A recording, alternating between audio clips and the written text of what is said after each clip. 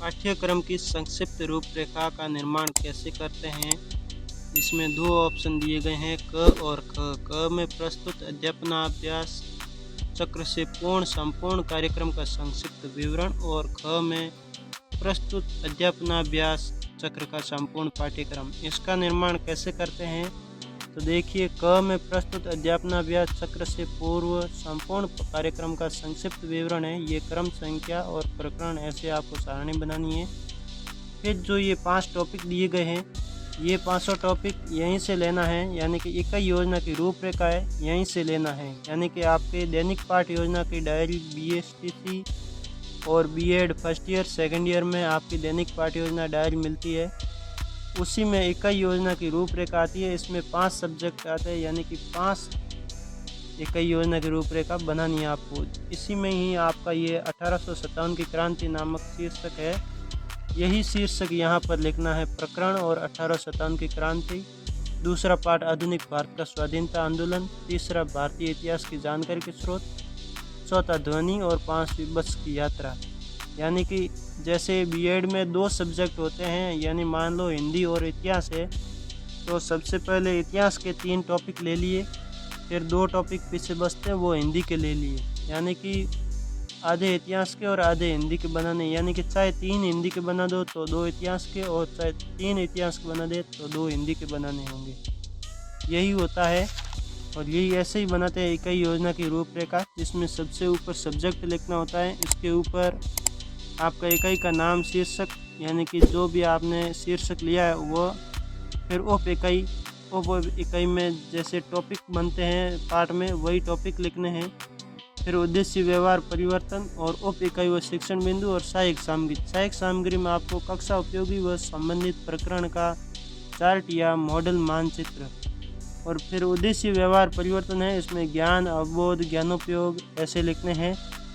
और फिर उप इकाई व शिक्षण बिंदु में क्रांतिकारियों का चयन कैसे करते हैं, क्रांति की शुरुआत है, ये उप इकाई होती है, यही लिखनी है। फिर आगे आता है विषय वस्तु सार, और यहाँ पर ऊपर लिखा हुआ है कक्षा, यानी कि कौन कौन सी कक्षा में ऐसे टॉपिक आते हैं, यानी कि कक्षा 6, 7, 8 में आपको पढ़ाना होता है, वहीं वर्ग A और B दोनों में। शिक्षण विधि, आप व्याख्यान विधि और प्रश्नोत्तर विधि, यानी कि आपने व्याख्या की है और प्रश्न भी किए हैं बच्चों से, वही विधि लिखनी है। और सहायक सामग्री में आप पेन, चौक, चामपट, संकेतक, श्वेत वर्तिका आदि लिख सकते हैं।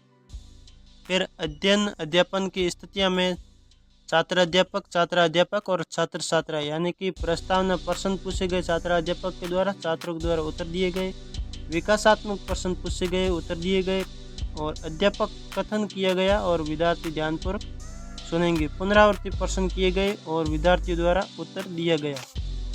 फिर श्यामपट सार आता है। श्यामपट में आप कुछ भी लिख सकते हैं, यानी कि इसी से रिलेटेड आप 1857 के अपन का टॉपिक था 1857 की क्रांति, तो उसी से रिलेटेड आपको लिखना है।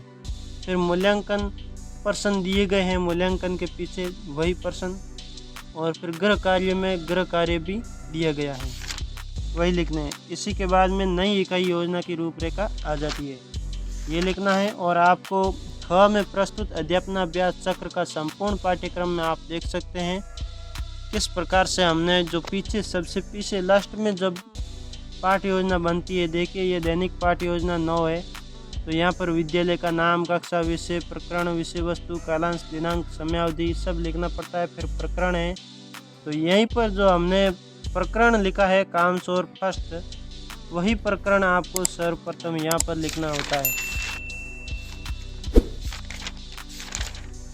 यही प्रकरण आपको यहीं पर लिखना होता है। ये देखिए कामचोर 9 नंबर, कामचोर फर्स्ट, ऐसे ये प्रकरण जो पीछे 20 लेसन बनते हैं वो लेसन यहाँ पर लिखने हैं। और जो आगे दैनिक योजना इकाई योजना की रूपरेखा है वो ये लिखने हैं, और पीछे दैनिक पाठ योजना यहाँ पर लिखनी है।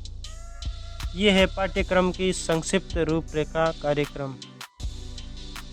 वीडियो अच्छा लगा है तो लाइक कीजिए और सब्सक्राइब जरूर करें। जय हिंद, जय भारत।